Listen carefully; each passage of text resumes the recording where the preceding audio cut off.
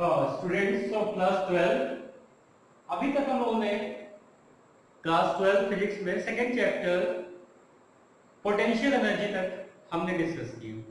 अब हमारा बहुत ही इंपॉर्टेंट टॉपिक आता है बोर्ड पॉइंट ऑफ व्यू से और कंपटीशन पॉइंट ऑफ व्यू से, and that topic is capacitors and capacitance. तो ये हमारा टॉपिक है capacitors and capacitance. Capacitors and capacitance. तो देखिए, ध्यान दीजिए, कुछ चीजें ऐसी हैं जो डेली लाइफ में हम ऑब्जर्व करते हैं। उसमें हमारा हो गया electric fan, TV, computer, electrical motor, इस तरह की बहुत सी डिवाइसेस जो हम डेली यूज करते हैं। इनको स्टार्ट करने के लिए हमें जो करंट चाहिए वो ज्यादा अमाउंट में चाहिए, और हमारे पास जो इलेक्ट्रिकल सर्किट में हमारे हाउस होल्ड में जो सर्किट काम करती है, जो स्विच ऑन करके हम इसको करंट देते हैं, दैट करंट इज लेस। वो करंट इतनी सफिशिएंट नहीं होती है कि इनको स्टार्ट कर सके। हाँ, वो करंट इतनी सफिशिएंट होती है कि इनको चलता हुआ रख सके, लेकिन स्टार्ट करने के लिए हमें बहुत ज्यादा करंट चाहिए। तो यहां पे हम क्या करते हैं कि जो ये हमारी लार्ज एनर्जी की रिक्वायरमेंट है, इसको पूरा करता है एक device, that is known as capacitor. तो कैपेसिटर क्या होता है? कैपेसिटर बेसिकली एक डिवाइस होता है हमारा जो इलेक्ट्रिकल एनर्जी को स्टोर करता है, या हम यूं कह सकते हैं कि इलेक्ट्रिकल चार्जेस को वो स्टोर करता है। और जब हमें ज्यादा करंट या ज्यादा इलेक्ट्रिकल एनर्जी की जरूरत होती है किसी डिवाइस को रन कराने में, तो वो इंस्टेंटली वो एनर्जी प्रोवाइड कर देता है। अच्छा, अब एक बार उसने जो एनर्जी प्रोवाइड कर दी, उसके बाद हमारी जो हम उसको करंट दे रहे थे, जो स्मॉल अमाउंट ऑफ करंट हम दे रहे थे, वो सफिशिएंट है कि उसको रनिंग या मोशन में रख सके। तो एक्चुअली क्या होता है कि कैपेसिटर हमारा एक डिवाइस है that is used to store electrical energy. Electrical energy, अब हम कह सकते हैं इलेक्ट्रिक चार्ज, ठीक है। और जब हमें ये जरूरत होती है, इट प्रोवाइड्स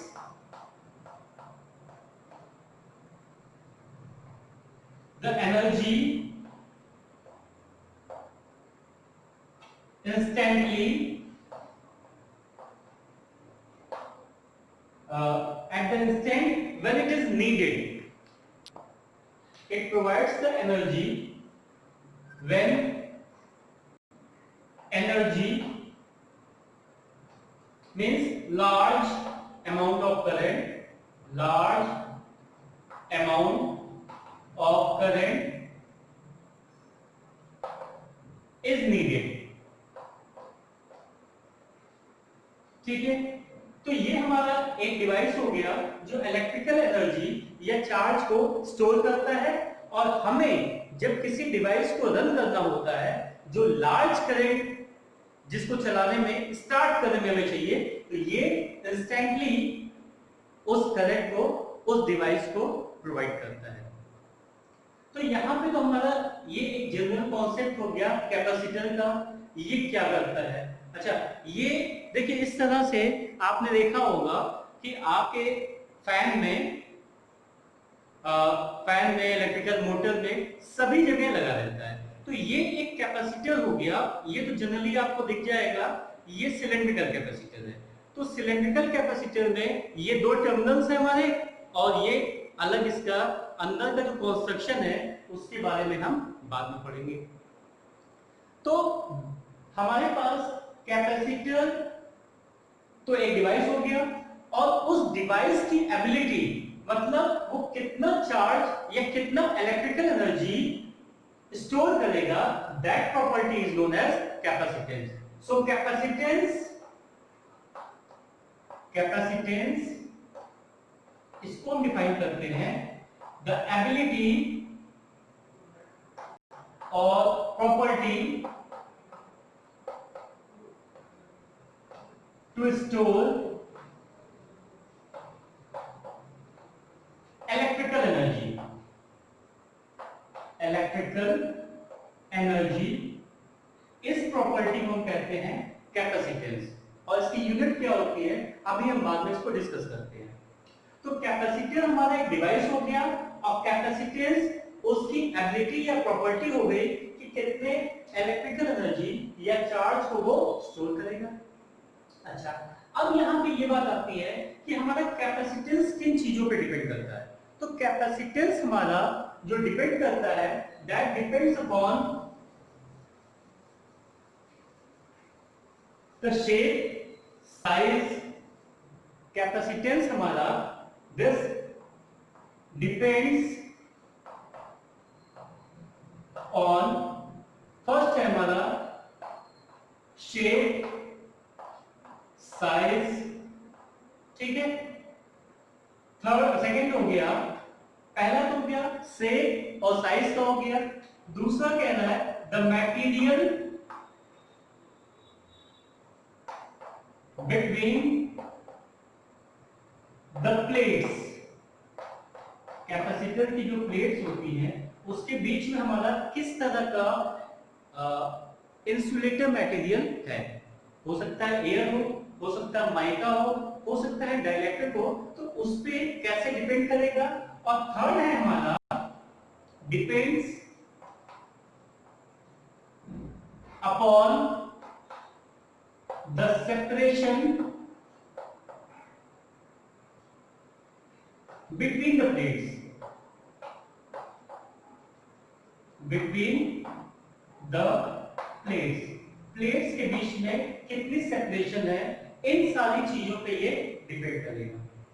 अच्छा, अब देखिए जैसे हमारे पास एक वाटर टैंक है, सपोज कीजिए ये एक वाटर टैंक है, ठीक है, और इसमें हम क्या कर रहे हैं, वाटर को फिल कर रहे हैं। तो धीरे धीरे क्या होगा कि ये भर जाएगा। भरने के बाद क्या होगा कि ये बाहर पानी स्पिल करेगा, मतलब बाहर गिर जाएगा, लीक कर जाएगा। तो हम कह सकते हैं कि इस डिवाइस की इतनी ही कैपेसिटी थी जितना वाटर उसने होल्ड कर लिया। तो सिमिलर मैनर में हम यहाँ पे कैपेसिटर को, उसके कैपेसिटेंस को डिफाइन करते हैं। जैसे हमारे पास पोटेंशियल का फॉर्मूला होता है V is equal to, potential का फॉर्मूला है V is equal to K Q upon R, ये फॉर्मूला है। अच्छा, यहां से हम ये कह सकते हैं that Q is directly proportional to V। हमारा चार्ज पोटेंशियल पे डायरेक्ट डिपेंड कर रहा है। इसका मतलब अगर V बढ़ेगा तो Q भी बढ़ेगा, और V घटेगा तो Q भी घटेगा। अच्छा, इस इनइक्वालिटी को हटाने के लिए हमारे पास यहाँ पे एक हम कांस्टेंट लगाएंगे, और वो कांस्टेंट हमारा हो जाएगा CV। इस कांस्टेंट को हम कहते हैं कैपेसिटेंस। कैपेसिटेंस, ठीक है। अब जरा देखिए, इसको हम ऐसे भी कह सकते हैं C is equal to Q upon V। यहां से हम C को डिफाइन कर सकते हैं that it is the ratio of charge to the potential, ठीक है। यहां से हम इसकी यूनिट भी बता सकते हैं, यूनिट हो जाएगी कूलम पर वोल्ट, या इसके लिए हम एक यूनिट यूज करते हैं that is farad, FARAD, farad हम यूज करते हैं। अब जरा यहां पे देखिए, ध्यान दीजिए Q और V, ये जो C है हमारा कैपेसिटेंस, ये Q पे डिपेंड नहीं करता है और ना ही V पे डिपेंड करता है। This depends on the ratio of the Q upon V। Q upon V के रेशियो पे C डिपेंड करता है। मींस ये रेशियो हमारा क्या है, कांस्टेंट है, और ये भी कांस्टेंट है। इसको एक दूसरी तरह से फील करिए। जैसे सपोज कीजिए कि हमारे पास एक आइसोलेटेड कंडक्टर है, स्फेरिकल कंडक्टर ले हैं, आइसोलेटेड है। आइसोलेटेड का मतलब बाहर की कोई इलेक्ट्रिक फील्ड उस पर वर्क नहीं कर रही है, और बाहर की चीजों को हम नेग्लेक्ट कर रहे हैं। तो ये हमारा एक आइसोलेटेड कंडक्टर हो गया, स्फेरिकल कंडक्टर, इसको हम कह रहे हैं आइसोलेटेड स्फेरिकल कंडक्टर, ठीक। रेडियस हमने ले लिया, ये आर रेडियस ले लिया, और हम सपोज कर रहे हैं कि इसके पास जो चार्ज है दैट इज क्यू। ठीक है, एक आइसोलेटेड कंडक्टर था हमारा जिसका चार्ज क्यू है और उसका रेडियस हो गया आर। तो यहां पे अगर हम पोटेंशियल कैलकुलेट करते हैं तो पोटेंशियल हमारे पास आ जाएगा V is equal to 1 upon 4 pi epsilon naught Q divided by R। ठीक है, अब इसी फॉर्मूले को हम ऐसे लिख सकते हैं Q upon V, Q upon V that is equal to 4 pi epsilon naught R। ये फॉर्मूला हो गया हमारे पास।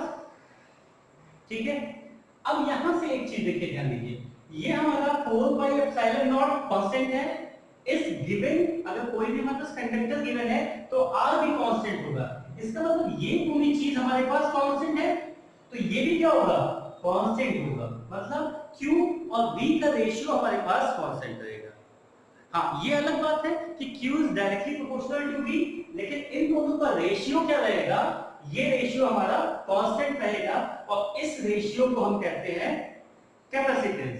तो हमारे पास इस फॉर्मूले से आ गया C is equal to Q upon V and that is equal to 4 pi epsilon naught R।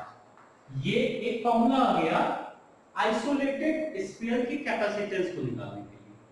ठीक है, तो ये सारी चीजें क्लियर हो गई कि C हमारा Q पे डिपेंड नहीं करेगा और V पे डिपेंड नहीं करेगा, ये सिर्फ डिपेंड करेगा शेप, साइज पे, मटेरियल क्या हमने इंसर्ट किया है प्लेट्स के बीच में, और प्लेट्स के बीच की सेपरेशन हमारी क्या है, इन सारी चीजों पे ये डिपेंड करेगा।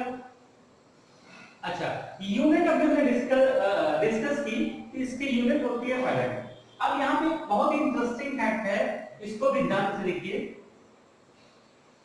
ये हमारे पास आइसोलेटेड स्फीयर का फॉर्मूला आ गया।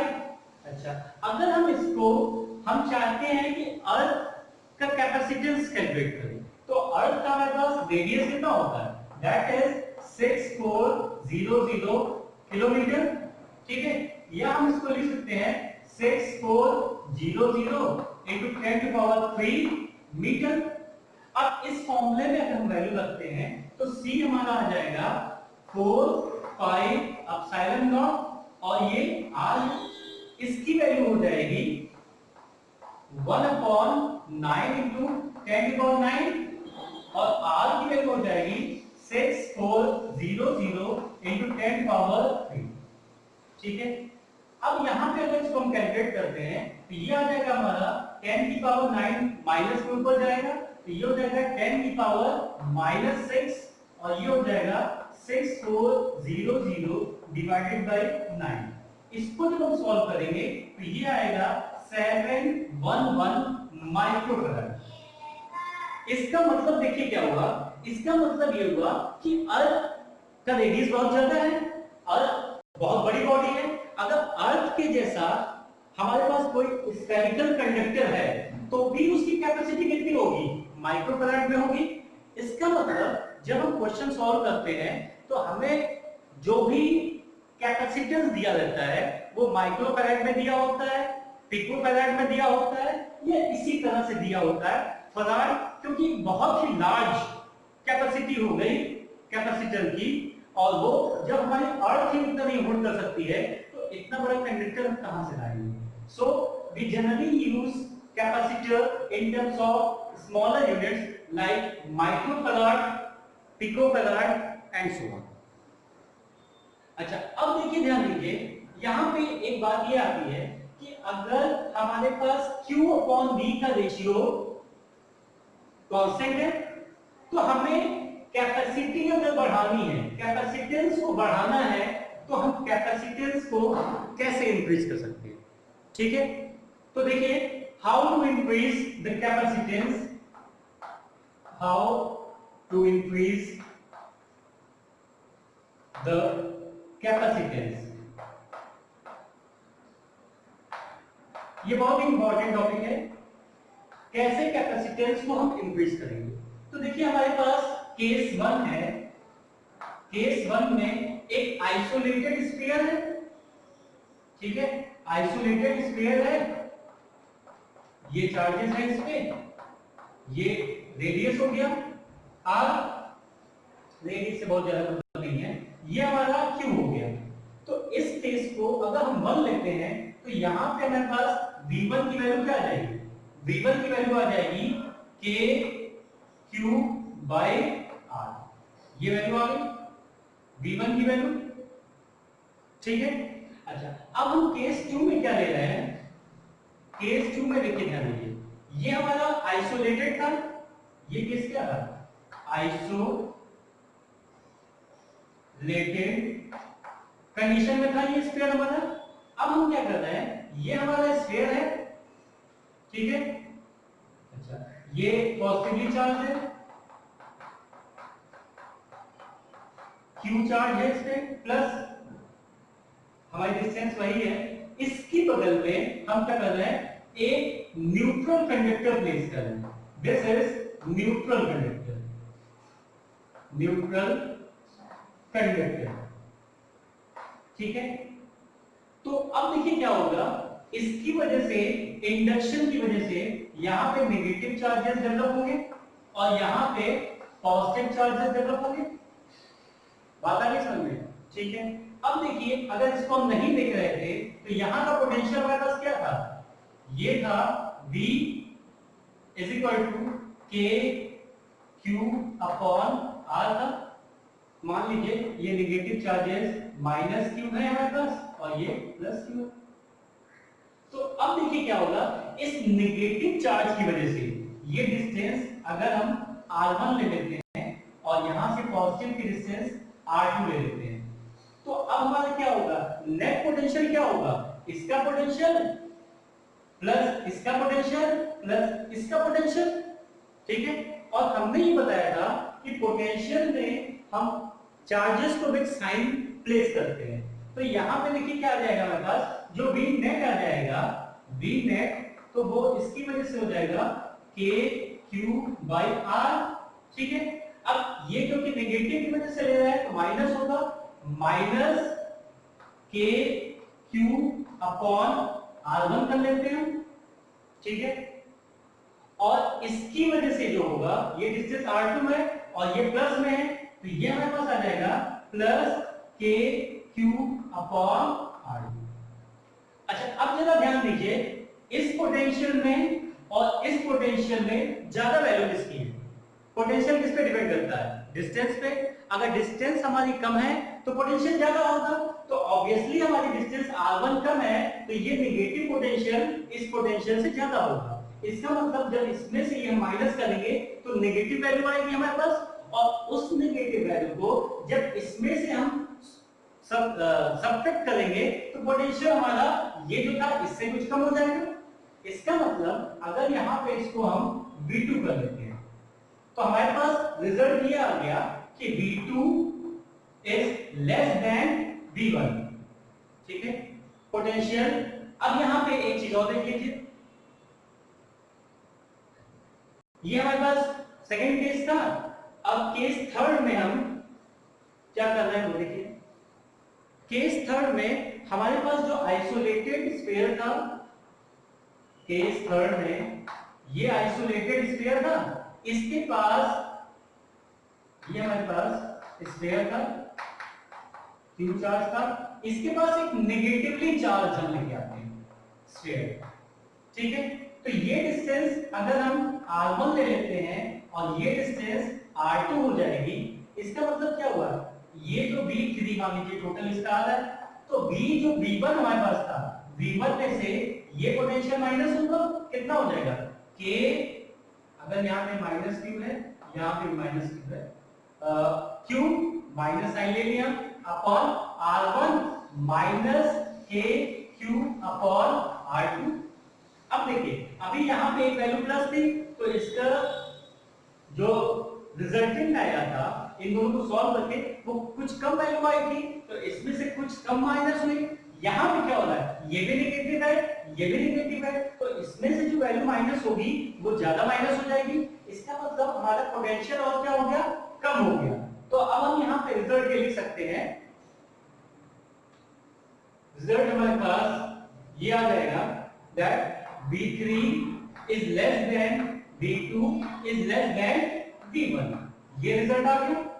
अब यहां से देखिए हमारे पास फॉर्मूला क्या था, हमारे पास फॉर्मूला था C is equal to Q upon V। तो V C जो है इनवर्सली प्रोपोर्शनल है इसके, इसका मतलब क्या होगा, यहां से हमारे पास C3 is greater than C2 is greater than C1।